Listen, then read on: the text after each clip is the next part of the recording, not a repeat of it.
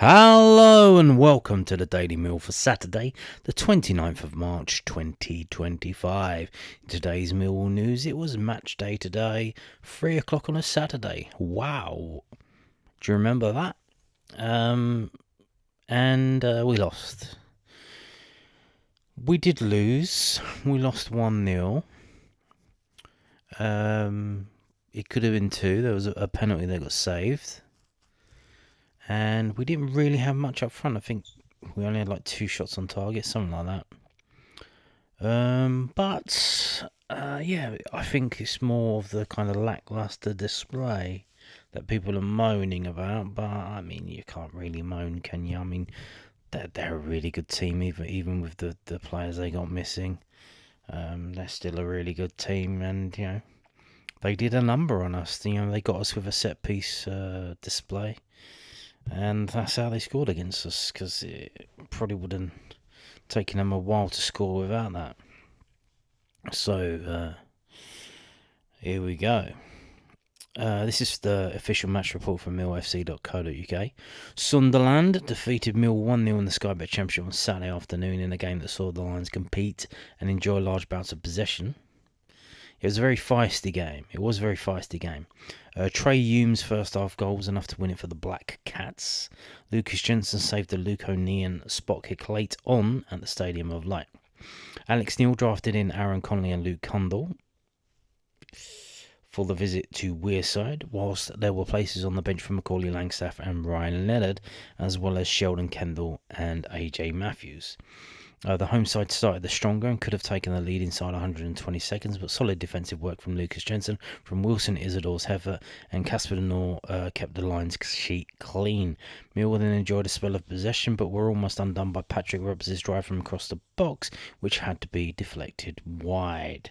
On 20 minutes, Sunderland were to take the lead as a corner kick routine was not picked up by the Lions, allowing Hume to ghost in at the back post and volley past Jensen to open the scoring. Shall we talk about that? So, when the goal went in, if you check it out on the highlights, I watched the match live and I watched it back on highlights. And I should say, I don't know how so many fans can make so little noise. You could literally hear individual people coughing. They only made noise when they scored and when they got the penalty, and for some reason when they won a throw-in one time. Other than that, the Sunderland fans made no noise whatsoever. But when you go to Sky Sports and you watch the highlights on that, they cranked up some fake crowd noise on it, and it's just bizarre. So when you're watching the game, it's just so dead and so flat. It was very windy, and that's another thing I want to point out, how a bunch of slobs the Sunderland fans are. Absolute slobs. Millwall were having to wade through all kinds of crap that was blowing around on the pitch in the second half. It was very, very windy. The corner flag nearly blew over at one time when Sunderland took a corner. It was very, very windy, and it didn't help that.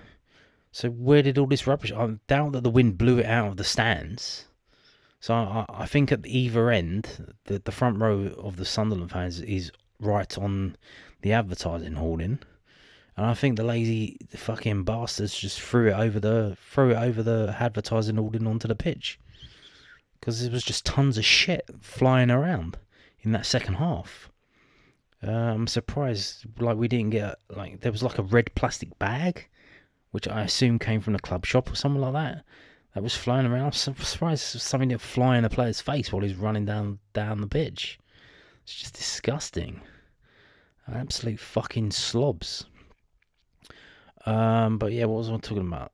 The goal. So yeah, the goal. So the players, they were looking around, watching the highlights that were covered in fake crowd noise. Watching the players, the Millwall players were looking around. They were all looking around everywhere. Well, what was that about? Who's to blame for that? There's no one really that you can point the finger to. But when you look at it again on the highlights, so you kind of think that, it's Aaron Connolly's fault, because he's the one that eventually comes out to close down the guy who took the short corner Obviously, he takes a short corner, passes it to the guy, and the guy passes it back to him, he crosses it in, oh, there's a goal. But Aaron Connolly was one of a number of players on the front post, and he's the only one of them that sprints forward to try and close him down. But when you look, so the guy who passed the ball back to the corner taker, he was one of two Sunderland players around the D, and Luke Cundle was the only player there. So you imagine, obviously, they're probably not man marking, they're probably doing some kind of zonal thing. But then, so what happens is the black Sunderland player, there's two of them, a black one and ginger one. The black one runs to take the short corner and pass it back, and Cundle just stays with the one that doesn't move. And Cundle was absolutely rubbish today. Absolutely rubbish. Obviously, I imagine his stats are going to look good in tomorrow's video in terms of possession. Everyone moaning about backwards Billy, like Billy Mitchell passing it backwards. There were a number of times in the game where Cundle got the ball around the D, in front of the D of Sunderland's penalty area, and then a few moments later, it's back with Tanganga in our own half. Cundle's basically turned around, like done a 180 and gone backwards. So what are you doing? What are you doing? Look, you're supposed to be a fucking attacking midfielder. If no one's in front of you that you can pass to, take a shot. You might get lucky. He'll hit a Sunderland player and go in, or it might hit a Sunderland player and we'll get a corner. Like, what? Why are you fucking turning around doing 180 pirouette and then the ball's ending up with Tanganga? Just really bad. Like, really, really bad. I guess he was probably told, like, keep possession or something. But, I mean, oh my God. Just so frustrating to watch. Like possession stats. Oh, our possession stats are really good. So yeah, every time our possession stats are good, we lose the game. Like, we are not very good attacking wise. Our percentages are not good. We need 12 shots to score 1 goal. We're not very clinical. So we need to take 12 shots. You're not going to do that if you keep passing it backwards all the time. Man, yeah, so if you look at, I don't know if you can blame Cundle for the corner kick going in, but, you know, why did he not track the guy running? He just stood with the one that was standing still. I guess, like I said, he's probably zonal marking. And then if you're not man marking, you don't follow the man, because you're not man marking, you're zonal marking. I'm marking this zone. So, yeah, that was a bit of a shit one. Connolly called a free kick over the crossbars. Mill looked to respond, with Jafet Tanganga overhead kick being blocked by a Sunderland head just before the half-hour mark. Cundle's strike was saved by Anthony Patterson 10 minutes later before Maku's teasing ball across the box was almost poked goalwards by Josh Coburn in the first half stoppage time, only for the Loney's reach to just not be long enough and the ball claimed by Patterson. Yeah. Denor got in the way of Joby's shot as the second half got underway, with Jensen then having to pull out a save of top draw to tip Isidore's close range header over the bar. I think he did it with a fist. I think he did it with like a closed fist. Where he just got up and tipped it over, like knocked it over the bar.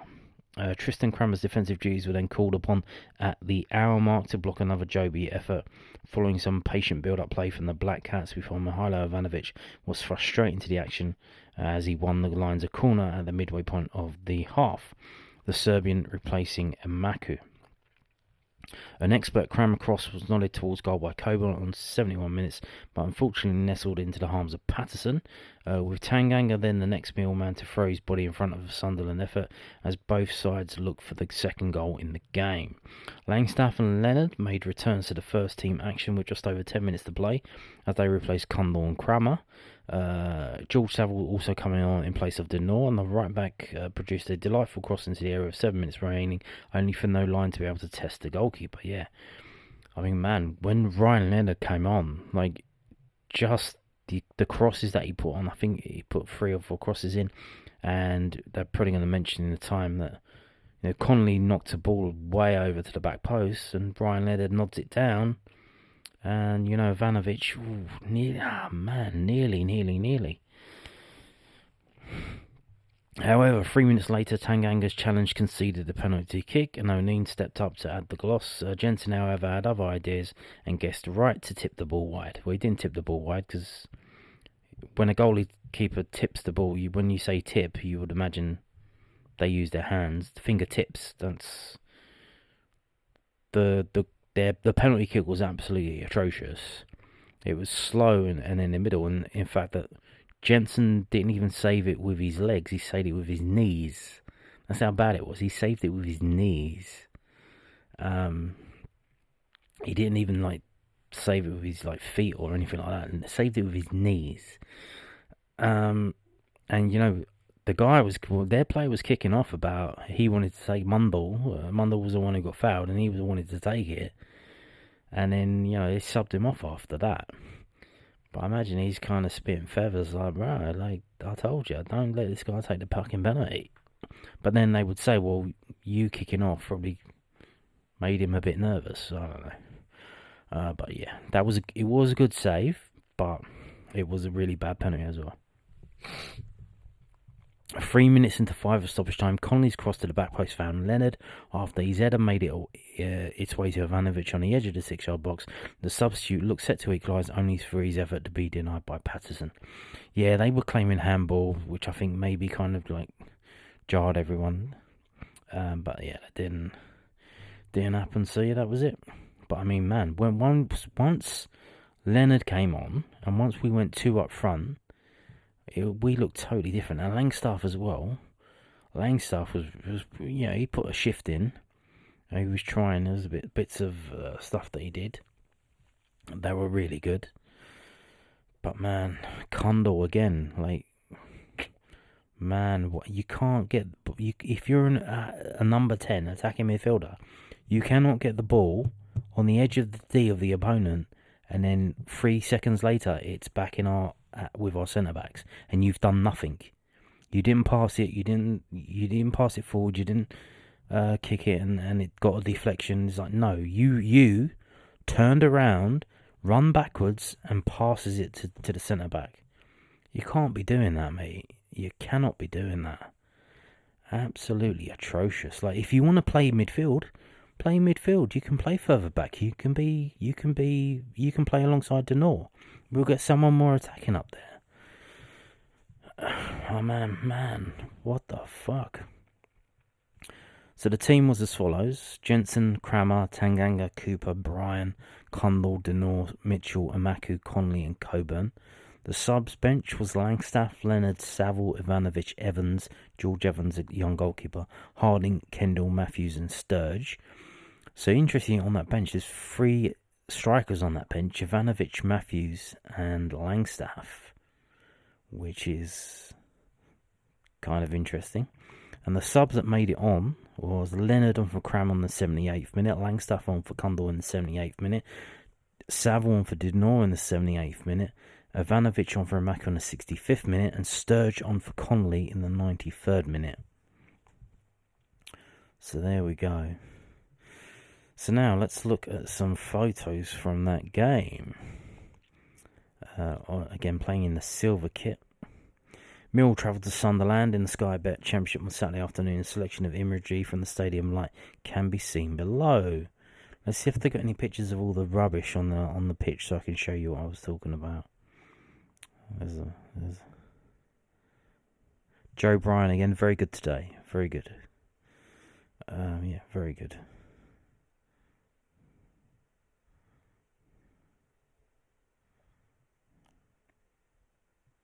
Look at that, he's grabbing his dick. This is he pushed him over, so that's probably why he did that. I didn't catch that in real time. So they started moaning after that because Coburn gave him a little shove. I don't think they got a free kick for that. But you can see that he's grabbing his fucking dick. What are we doing here, man? Fucking homo. Look, and again. What is that shit, man? Fucking hell. It's very feisty, a lot of tackles and stuff going in. Look, you can see the shit on the pitch there.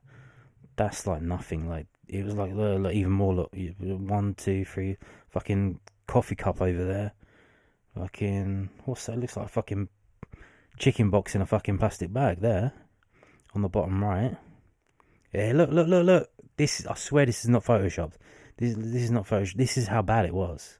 These fucking slobs up at Sunderland, fucking fat northern bastards, just throwing their shit over the fucking advertising all onto the pitch.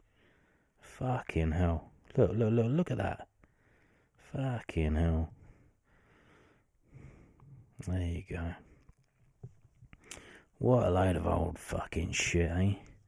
Now, let's move on to this. The lowdown from the South London Press, the London News Online. It's a thing where they kind of bullet point the game. Because match report, why do you need to see a match report? Even though I've just read one to you. If you watch the game, you don't need a match report. You need the extraction. You need the impression of the game. You need the story of the game. Not actual facts and things that happened. Millwall suffered a narrow defeat at the Stadium of Light against Stadium of Shite. All the fucking Stadium of Litter, I'll tell you that. Against Sunderland on Saturday afternoon after Trey Hume's first half effort was enough to secure all 3 points for the North East side. It's now back-to-back away defeats for Alex Neil's Lions, but despite that, they remain just 6 points off the playoffs with 7 games to go. And we'll look at the table in the next slide. The Lions up. Here is the lowdown on the match. The lineups, yeah, we know about that. Snapshot of the game. Matches between these two clubs have been tight in recent times. 5 draws in the last 7 meetings prove just how competitive the games have been. It was the host who broke the deadlock in the 20th minute. A deep corner to the back post found Hume, who finished superbly past Jensen. Despite falling behind, the Lions looked bright and made chances to get themselves back in it. Luke Cundle forced Anthony Patterson into a save before Josh Coburn was unable to make contact with a delightful ball into the box just before the break. Wilson Isidore was not denied by a superb Jensen save in the second half from point-blank range. The Dane was on call again in the 86th minute to deny Luke O'Neill from the penalty spot after Jafet Tanganga had fouled Romain Mundle. A substitute, Mihailo Ivanovic, was denied in stoppage time as his goal-bound shot was blocked by Sunderland defender Chris Metham, the dick grabber. That was a dick grabber. Tactical approach. Alex Neil recalled Luke Cundle, former Sunderland man Aaron Connolly to his Mill side, and Ryan Leonard, who had had a lengthy layoff due to injury, came on to feature. The Lions had more possession, 54%, something we're not used to seeing, especially in the away game against pardon me. Especially in the away game against the side in the upper reaches of the Championship table. The Lions troubled the home defence but did not have that cutting edge. The South Londoners ended with Ivanovic, Coburn and Macaulay Langstaff all on the pitch, showing they can switch to the direct route if they need to. And that was when we started playing better. That was when we were improved. Now, should we have played like that from the start? I don't know. I don't know if you can do that, but maybe if you play like that and you get the goal, then you can switch and go more defensive afterwards because you've got the lead, but I don't know.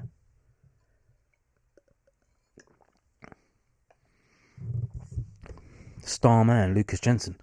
The Dane has had his critics this season have made important saves to keep the Lions in it towards the end. Best moment, Jensen's save from Isidore. That was a superb stop from the Millwall keeper. It looked certain that Isidore's effort was heading into the net, but the former Lincoln City man ensured that the contest would only end 1-0. Now that shows you how badly that penalty was, because for a goalkeeper, saving a penalty is about as good as it gets. So the fact that wasn't even his best save and best moment, according to was it Alex Grace from LondonNewsOnline.co.uk, tells you how bad that penalty was if you ain't seen it. A moan of the match, Sunderland's winner. It's been the case a lot recently that Mill have failed to deal with corners. It was a good finish from Hume, but he was given so much time and space to prepare for and then convert. A talking point down the pub: how far is too far? Despite this result, the gap to the top 6 remains at 6 points after West Brom were beaten by a late Norwich goal. Is it too much for the Southlanders to make up with 7 games to go? Time will tell. Every game is crucial as the pitch can change so much in one round of fixtures. The gap could be down to 3 points or extended to 9 in just 90 minutes. What the boss had to say. The biggest frustration is if you're going to lose to Sunderland, don't lose to a set play. No disrespect to them, but they're not the biggest of teams, certainly not bigger than us. It was a well-worked set play from their point of view. But we switched off at the edge of the box, and they've got a strike at goal, which made the task more difficult. So I like that. He seems to be blaming Condell like me. He's seen that as well. Switched off at the edge of the box. So I don't know if he's blaming Condell or Connolly. Connolly was on the front post. Maybe he shouldn't have been there because there were other players there. Maybe he should have been further out. But then if he was further out, then maybe they wouldn't have taken it short and they would have just whipped it in anyway. But I don't know. So he says edge of box. I'm assuming that he's pointing the finger at Condell. So that's good to hear. He's obviously got some eyes in his head. Now, moving on to this. So this is the round of fixtures from this weekend's championship. Obviously on Friday it was Sheffield United 3, Coventry 1.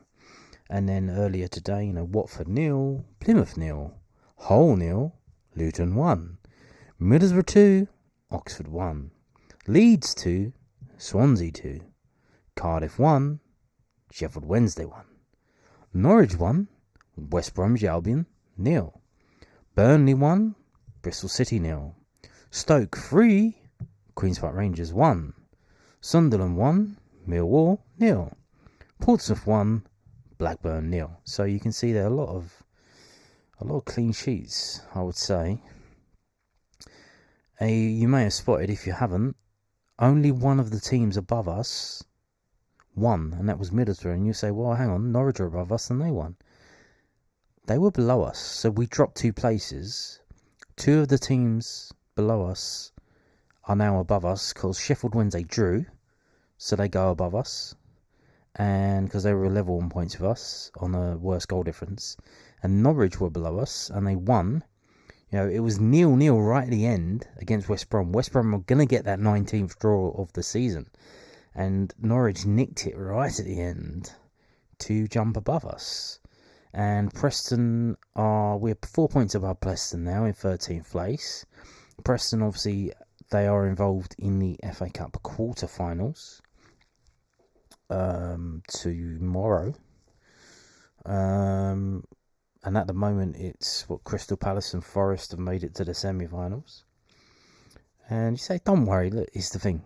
It would be funnier if Crystal Palace got to the final and lost, or even to the semi-final and lost. They're not going to win it. But, it'd be funnier because we'll get pictures of their fans crying in the crowd. That would be fantastic. So, don't worry about them winning it. Then they're not going to win it. So, this is a lost opportunity for us. Not that I would say we deserve to win the game. We would want to attack in, like I said, with Cundall running back to our own half every time he got on the ball. Not being attacking enough. We did have our chances, but they came. Ryan Leonard, like I said, his crosses, that's underrated. And you can tell, like before, when Danny Mack was being criticised by Gary Rowett saying he's not attacking enough, because you're looking at Ryan Leonard and what he can do, it's like, well, that's what he wants you to do. And Ryan Leonard's insane with that, because obviously he's a midfielder that's become a right back. So he knows how to pick a pass and cross the ball. So, lost opportunity because the teams above us, Blackburn, obviously they seemingly don't want to win another game for the rest of the season. Watford drew. Bristol City lost. And the 2 teams in the playoff places, Coventry and West Brom, they lost as well. So we fall away, but these guys, they all kind of bunch up. Although, again, there's a gap here between Watford and Bristol City of 4 points. So you would say that the biggest winners were Middlesbrough. Literally, because they were the only team that won. So again, let's just say if we would have won that game, we would have been 54 points. We would have been here. We would have been at 9th. And we would have been 3 points behind them. But, this roller coaster of a season, of a chase of the playoffs, it goes up, it goes down, it goes up, it goes down. Because, teams down the bottom of the table, they can't string 2 wins together. And that's how it goes, Like Burnley, the only team, like Burnley, Sheffield Wednesday, 2 wins in a row. And Derby County, 3 teams in the whole division have won 2 games in a row. Again, it's insane. Like, you win and then you lose, and then you win and you draw, you draw and you draw, you draw and you lose. You can't win 2 games in a row. And that's why you don't climb up the table. And that's why there's literally this massive gap between the 4 best teams in the division and, 5th place. Because these teams can't win 2 in a row, and these teams, they can. And they have been. And they're doing it. So, yeah, that's how it goes. Now, weirdly, we're still waiting for the decision for the TV games, for the Swansea game, for ours, is it going to be on TV? And it's, I think, is this round of fixtures? Yeah, this round of fixtures. So you can see, the Sky selections haven't been announced yet still. Now, this is the penultimate round of fixtures. Obviously, the last games of the season, they're all at the same time. They've already been moved. If we can look and see when they've been moved to, what was it? Saturday, 12:30. So they've all already been moved. So this last round of fixtures, it's the last TV selections they have to make. They've made all the other ones. The Easter games are all going to be on TV, so they don't need to be selected. Or some of them have been moved earlier kickoff, because they have to be selected for the TV channels rather than streaming. So we're still waiting. Now, I think the reason why we're waiting, because obviously this is a big game for a lot of teams, in so much as in that it's the last home game of the season for a fair few of these teams. It's certainly our last home game of the season, because we're away at Burnley on the last day of the season. So if we go there, I don't think there's 2 in a row, is there? I think it's literally 1 and then home and then away. So I think all the home teams here are away the week after. So I think maybe some of the teams are probably kicking off about being moved, and they don't want to be moved. Or maybe they're going to the police in the safety advisory group and saying, can you tell Sky, like, this is against safety, because we don't want to do this. It might be related to the Premier League. I don't know. Is this the last? Is this weekend the last weekend of the Premier League? I'm not too sure. I don't know how that works. I don't really follow that shit. So it might be related to that as well. But I assume that would be moved to the Sunday, the Premier League final day. Now it's always on the Sunday. So again, we have to wait to find out what games they've selected. I don't think it's going to be Millwall Swansea, to be fair, because Swansea aren't really in any relegation problems, and we're firmly mid-table. So I don't think we've got anything to worry about on that round. So if we go back to the table, so was 7 games left. We're still only 6 points off, but there's a lot of teams above us that are closer to the playoff places. In fact, Middlesbrough and Bristol City are only outside on goal difference. So it's not going to take much for them to break into that. I think we will get a clearer picture. Obviously, let's have a look at the games that we've got left. Obviously, you've got Portsmouth next week at the Den. So that's Saturday, 3 o'clock as well. Then we've got Tuesday away at Bramall Lane, Sheffield United. And then we've got Middlesbrough at the Den the week after, Saturday, 3 o'clock. I think after these 3 games, we will know, not mathematically, but we will know realistically that is going to be done and dusted. Because after these 3 games, what we're going to get to is there's going to be 4 games left, which is 12 points to play for. If the gap is still 6 points or more, it's not happening. Realistically, you would think we need to win against Portsmouth, get a draw minimum for Sheffield United, and win against Middlesbrough to get 7 points. Because if we can do that, like as mentioned, teams can't win 2 in a row. If we can win, draw and win 7 points from 9, I think we might close that gap a little bit more.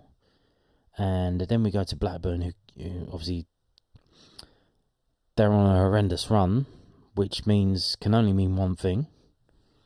they lose every game until they play us on Good Friday and then they win. But so we're playing Middlesbrough, who in the table above us. So that is a must-win game.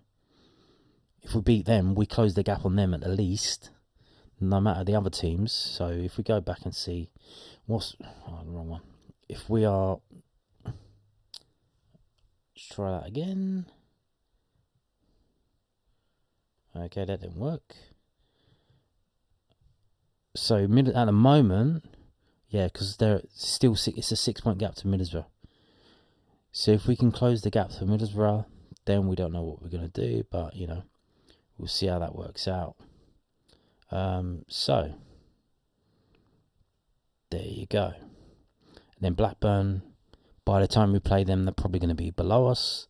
Norwich, will they still be above us? Maybe. And if we win that game, but I think after the next 3 games, after this Middlesbrough game, we're going to know whether we are in with a shout or not. So, at the moment, it seems unlikely and we're all kind of down, but if we beat Portsmouth, it's a roller coaster, we lose, we go down. If we win, we're back up again. And if we beat Portsmouth, we're all going to be happy again and we're all going to think that we can get in the playoffs. So that's how it goes. Now, moving on to some post-match comments from the manager. Set play disappointment for Millwall head coach Alex Neil after loss at Sunderland. This is from londonnewsonline.co.uk, the South London Press. Alex Neil was left frustrated after Millwall suffered a 1-0 defeat to Sunderland at the Stadium of Shite on Saturday afternoon. Trey Hume's 20th minute goal proved to be the difference after he drifted into space at the back post from a Sunderland corner that the Lions failed to deal with. Despite enjoying more possession and completing more passes than their opponents, Millwall struggled to create clear-cut opportunities to test home goalkeeper Anthony Patterson. Lucas Jensen produced a superb save early in the second half, denying Wilson Isidore from point-blank range. Yeah, we know all this. Yada, yada, yada. Yada, yada, yada. Moments later, the Lions came close to snatching a late equaliser. Aaron Collins' cross was headed back towards goal by Ryan Leonard to Ivanovic, but his effort was blocked. Millwall head coach Neil said, "The biggest frustration is that if you're going to lose to Sunderland, don't lose to a set play. No disrespect to them, but they're not the biggest of teams, certainly not bigger than us. It was a well-worked set play from their point of view, but we switched off at the edge of the box and they've got a strike on goal, which made the task more difficult. We had some decent moments, towards the end of the game. We had a great delivery from Lenny, 2 forwards spun around and the ball went across the front. We had another one where Lenny had the ball back across to Milo, but the defender blocked it, and Josh Coburn also had a header. The Millwall boss admitted his team played well in general, but lacked cutting edge in the final third. My biggest frustration is that between both boxes we played quite well, but we needed to create more in the final third, and I don't think we had the volume of chances we wanted. In the first half we played it too safe. Although we played some good football, it was all in front of them and we needed to do a bit better. In the second half we played with a little more purpose and less control, but more of a threat. And it's about trying to strike that balance, and we had a lot of forward players missing today, which made it even more difficult. As in, who was missing today? Femi Aziz, Bangor, Williams. Is there anyone else? Probably. Despite defeat, the head coach was pleased with his side's performance. We were right in the game. The penalty was frustrating because we gave away a cheap ball in the centre of the pitch and they got a penalty, which it was, but Lucas made a great save. After that, we had a chance to score the next goal, but unfortunately, we didn't take it. It's a tough place to come, Sunderland, they're a good side, but I don't think they had an easy game today. It was a good competitive match. Now moving on to this, Bangor Williams was missing, and, I called this as well. I'm going to pat myself on the back. Bangor Williams, he got kicked in the under-20 game. He was hobbling for a good long old time, 5 minutes. I thought they were going to substitute him off. They didn't. In the England under-20 game, which I shared on YouTube. It's on, I watched it live. Someone showed the live stream on there, despite it being a friendly. And, it's one of those where I think the adrenaline got him through the rest of the game. And it's one of those, like, after the game, his pretty foot's going to swell up and he probably won't be able to get his boot off. But, let's find out, because he was missing. So this is from southernnews.co.uk. Alex Neil reveals why Reece Bangor-Williams missed Mill's 1-0 loss to Sunderland.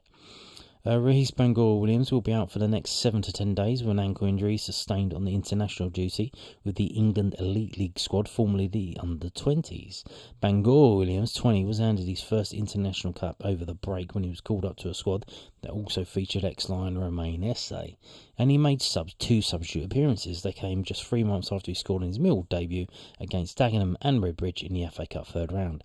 The attacking midfielder has become a fixture in the first team since, making 13 appearances in all competitions and assisting with 3 goals.